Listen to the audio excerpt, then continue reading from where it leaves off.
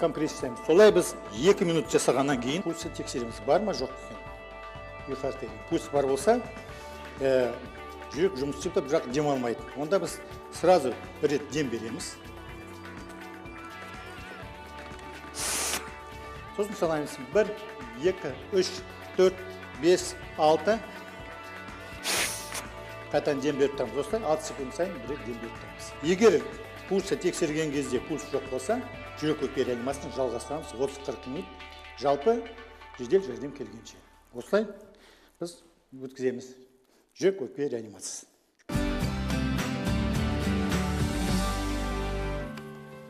Тікелей эфирде ақпаратты танымдық жаңа бағдарламасы, біз хабарымызды одан әрі жалғастырамыз. Еңбек етсең ерінбей, тояды қарның тіленбей. Бүгінде кәсіппен айналысам деген жандарға мемлекет тарапынан қолдау көп. Солардың бірі былтыр қабылданған нәтижелі жұмыспен қамту және жаппай кәсіпкерлікті дамытудың 2017-2021 жылдарға арналған бағдарламасы. Аталмыш мемлекеттік бағдарламаның шеңберінде өндірістік инфрақұрылымды дамытуға және кәсіпкерлікті қолдауға қанша қаржы бөлінді, қандай жобаларға басымдық берілмек деген сауалдарға жауап беру үшін студиямызға Даму кәсіпкерлікті дамыту қоры акционерлік қоғамы аймақтық филиалының менеджері Анар Қожаниязова келіп жайғасты. Құрметті көрермен, қонағымызға қояр сауалдарыңыз болса, тікелей эфирдің 2790-20 байланыс номеріне хабарласыңыздар. Қала коды 7242. Жаңа комментаріне қош келдіңіз, Анар ханым. Қайырлы күн. Айтып өткеніміздей, былтыр ғана қабылданған нәтижелі жұмыспен қамту және жаппай кәсіпкерлікті дамытудың 2017-2021 жылдарға арналған бағдарламасы бүгінгі күні аймағымызда қалай жүзеге асырылуда? Осыдан бастағанымыз. Тағы да қайырлы күн. Енді жаңа атап өтіп отқан өзіңіздің бағдарламаңыз былтырғы жылдан бастап жүзеге асырып жатырмыз. Нәтижелі жұмыспен қамту және жалпы бұл бағдарламаға еңбек деп қазіргі таңда өзінара ат бердік. Себебі енді бұл бағдарламаның негізгі мақсаты осы жұмыссыздықты жою, жұмыссыздар арасынан кәсіпкерлер тәрбиелеу болып табылады. Жалпы бұл бағдарламаға қатысушылар бүгінгі таңда жұмыссыздар, өзін-өзі жұмыспен қамтығандар, енді өз-өзінің кәсібін ашайын деп отырған ынталы азаматтар және де кәсібін дөңгелетіп отырған кәсіпкерлер деп болып табылады. Бұл бағдарламаның жаңа атап айтып кеткендей мақсаты басты жұмыссыздықпен күрес және де кәсіпкерлікті дамыту болып табылады. Енді мүмкіндігі өте жоғары бағдарлама. Жаңа айтып отырғандай, жалпы осыған дейін егерде біз бизнестің жол картасы 2020 мемлекеттік бағдарлама аясында кәсіпкерлерге қолдау көрсетіп келсек, бұл бағдарламада салалық шектеу болса, еңбек бағдарламасының ең бірінші ерекшелігі салалық шектеу жоқ. Яғни кез келген салада өз кәсібін ашқысы келетін азаматтар кәсібін дөңгелете алады. Түсінікті. Жалпы енді бұл биылғы аталған бағдарлама аясында биыл қанша қаржы бөлінді? Биылғы жылы бұл бағдарламаны жүзеге асыру үшін өңірімізде 89 миллион теңге көлемінде қаражат бөлініп отыр. Және бұл қаражат екінші деңгейлі банктер, Халық банкі, АТФ банкі және Сбербанк акционерлік қоғамында және де өңірлік инвестициялық орталыққа осы орталықтар арқылы кәсіпкерлерге жететін болады. Және де бұл бағдарламаның тағы бір ерекшелігі пайыздық үстемесі өте төмен 6%-пен кәсіпкерлерге беріледі. Енді өзіңіз әңгіме барысында айтып өткеніңіздей салалық шектеу жоқ деп отырсыз.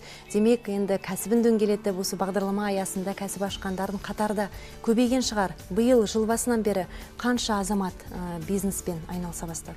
Қазіргі таңда енді жалпы осы бағдарлама аясында 8 кәсіпкер өзінің жобасын жүзеге асырып отыр. Қазіргі таңда енді жұмыс жасалынып, жаңаға айтылған қаражатты игеру мақсатында жобалар тағы да қарастырылатын болады. Жаңа айтап өткен 3 банк арқылы екінші деңгейлі және де өңірлік инвестициялық орталыққа. Жалпы енді бұл бағдарламаға қатысқысы келетін, несие алғысы келетін кәсіпкерлер бізге даму қорына, кәсіпкерлерге қызмет көрсету орталығына келсе, біз бағдарламаға қатысу шарттарын түсіндіріп, одан ары жаңағы құжаттар пакетін дайындауға көмек көрсетеміз. Жалпы негізінде бұл бағдарлама аясында қандай жобаларға басымдық беріледі? Осыған бір тоқталып өтсеңіз. Жаңа енді мен айтып кеткенде бағдарламаның ерекшелігі салық шектеу жоқ болғандығымен әрине басты Дегенмен, дегенмен де ең бірінші осы өндіріс саласын дамыту қазіргі таңда білесіздер, жалпы осы еліміздің экономикасын дамытуда бір маңызды орын болып табылып тұр. Осы өндіріс өнім өндіріп өзіміздің отандық өнімді дамытқысы келетін кәсіпкерлерге басымдылық беріледі. Енді бұл бағдарламаға кімдер қатыса алады, қандай талап тілектері бар, шарттары да осы бізді тамашалап отырған кәсіпкерлер де бар шығар, аз кем мағлұмат беріп өтсеңіз. Жаңа айтып өттім, жалпы бұл бағдарламаның ерекшеліктері жаңағыда көп деп айтып отырмыз ғой. Сол басты бір ерекшелігінің бірі жұмыссыз адамдар да осы бағдарлама арқылы несие алады. Жалпы жұмыссыздардан бөлек, бірақ өзін-өзі жұмыспен қамтып отырған және кәсіпкерлігін ашып отырған да азаматтар өзінің өтініштерін. Мәселен, бір сауал туындайды, осы бағдарлама аясында бір рет несие алып бизнес ашқан адам екінші мәрте тағы да осы қайталай алатын. Бұл жерде егерде ол несиесін, сол несиені жауып, қайтарып, одан ары қарай тағы да бір өтініш беретін болса, әрине бұл жерде қарапайым сөзбен айтқан кезде, мысалға делік, жаңағы жұмыссыз адам өзінің кәсібін ашты бағдарламаға қатысып. Одан әрі кәсіп ашқанымен кәсіп үнемі дамытуды талап етеді. Үнемі дамытуды талап ету үшін оған міндетті түрде қаражат құйылып тұру керек үстінен. Жаңа қаражатты айналым қаражатын толтыру дейді, жаңа айналым қаражатын толтыруға да екінші рет осы несиеге жүгінуге болады. Енді дегенмен де мысалы кәсіпкерлер келіп, жаңа өзіңіз айтып кеттіңіз, кәсіпкерлер жаңа қолдау орталығына келсін, біздің даму қорына келсін, құжаттар жағына көмектесеміз, ақыл кеңестерімізді айтамыз деп. Дегенмен де енді өз кәсібін жаңа дөңгелетем деген кәсіпкерлер қандай кедергілерге кезігіп жатады жалпы? Олардың алдында міндетті түрде бір кедергілер болатын секілді. Әрине, жалпы кәсібін ашқан, кәсіпкерлікке бел буған, тәуекелге бел буған адамның алдында кедергі өте көп болады. Оңай емес несие алу жалпы. Сол бізге қызық болып отыр да, қандай кедергілер? Өзінде де ол жер төзім керек. Басты кедергі бұл жерде кепіл мүлкі жетіспеушілігі. Бұл қазіргі таңда сондай несие алу үшін міндетті түрде екінші деңгейлі банктен кепілзат керек. Осы кепіл мүлкі жетіспеушілік басты кедергі деп мен айта аламын. Жалпы бірақ бұл кедергіні жою мақсатында осы біз кепілдендіру бағдарламасын әзірлегенбіз. Осы бағдарлама аясында да сонда көмек көрсетеміз. Мысалға жаңа осы аталмыш бағдарлама аясында несие алу үшін 85%-ға дейін даму қоры кепілдеме береді, өзінің кепілдігін береді. Анар Бауыржанқызы, дәл өшір әңгімеміз үзе тұрсақ, қазір қайтадан жалғастыратын боламыз. Бізге хабарласқан көрермен бар екен, тыңдап көрсек. Қайырлы күн, көрермен, тыңдап отырмыз. Сәлеметсіз бе? Алло, саламатсыздар. Саламатсыз. Сауалыңыз жолдаңыз. Тыңдап отырмыз, көрермен. Алло. Бөгелмеңіз, сауалыңызды жолдаңыз, көрермен, біз сізді тыңдап тұрмыз.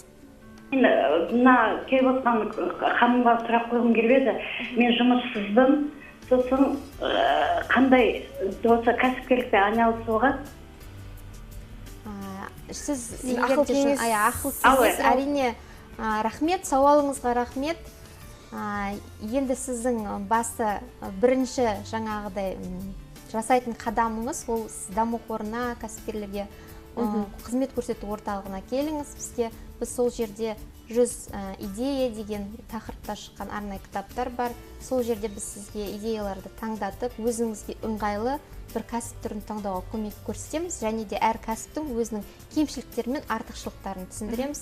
Соның арасында сіз өзіңіз шешім қабылдай аласыз. Осы тайында даму қорында мекен-жайын айта өтсеңіз, телефон нөмірлеріңіз болса даму хабарласып қорының кәсіпкерлерге қызмет көрсету орталығы Қызылорда облысы бойынша Журба көшесі 12 ғимаратында орналасқанбыз. Телефонымыз, байланыс телефонымыз 55 11 12. Кез келген уақытта хабарласуыңызға болады. Әрине кепілдік туралы айтып кеттіңіз. Осыған бір толығырақ айтып кетсеңіз, жалпы бұл кепілдік міндетті түрде болу керек па, ол несие алатын? Әрине, енді бұл жерде екінші деңгейлі банктен былайынша қарапайым тілмен айтқанда қаражатты қарызға алған есепте болады, адам несие алған кезде. Ол екінші деңгейлі банкке сіздің ол қаражатты қайтаратындығыңыз туралы кепілдік керек. Міне осыдан кепілзат қою туындаған жалпы. Бірақ жаңа мен айтып кеткендей, кепілзат жетіспей жатады. Сондай уақытта жалпы даму қорының инструменті бар, қаржы құралы, жартылай кепілдендіру деп аталады. Бұл жерде бастауыш кәсіпкерлер 85%-ға дейін, ал жұмыс істеп тұрған кәсіпкерлер 50%-ға дейін біздің кепілдігімізді пайдалана отырып несие алуға мүмкіндігі бар. Бізді желіде тосқан тағы бір көрерменіміз бар.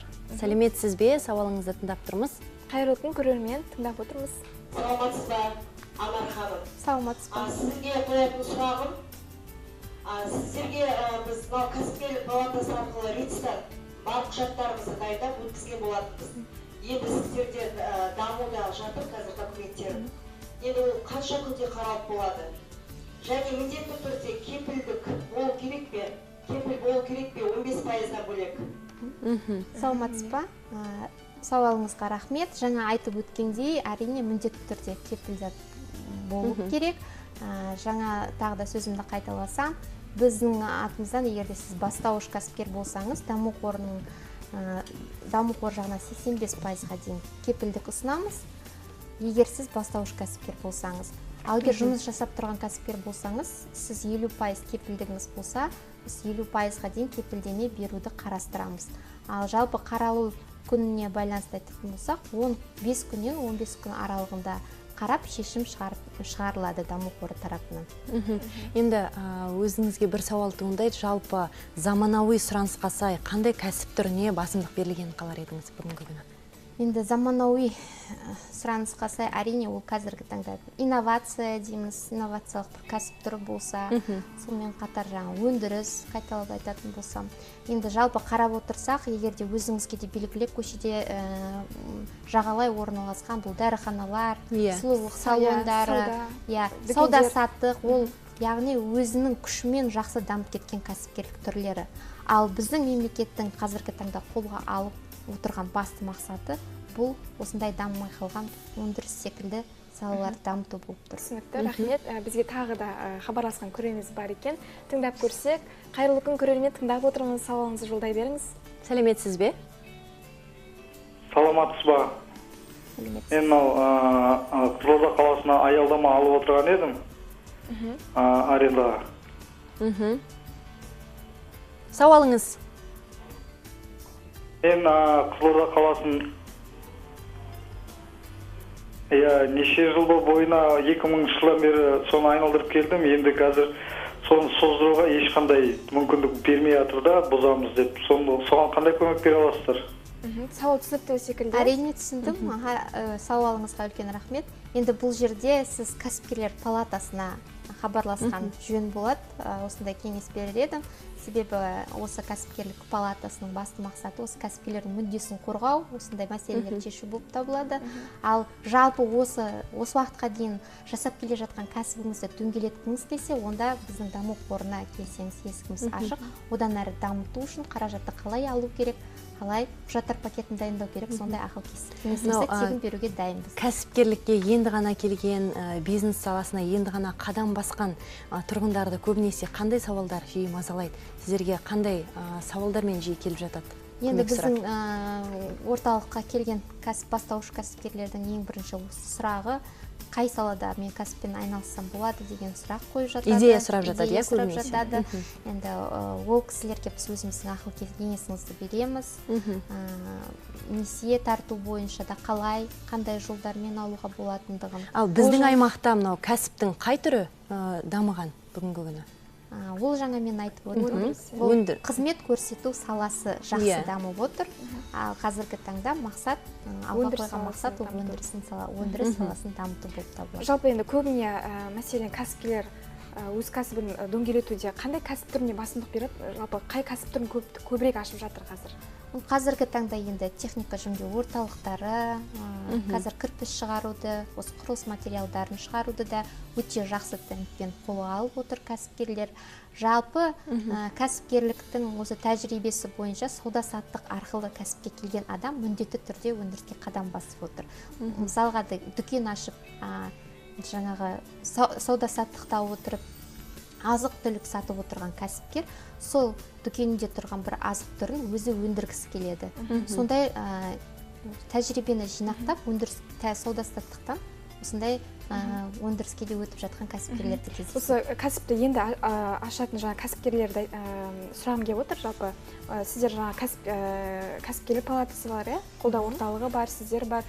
олар кәсібін ашқанша, олар өз кәсібін дөңгелетіп кеткенше сіздердің назарларыңызда бола ма? Олар Әрине, міндетті түрде назарымызда болады. Жалпы біздің осы уақытқа дейін, осы 2017 жылдан бастап біздің орталықтың түрі ерекшеленді, кәсіпкерлер қызмет көрсету орталығы.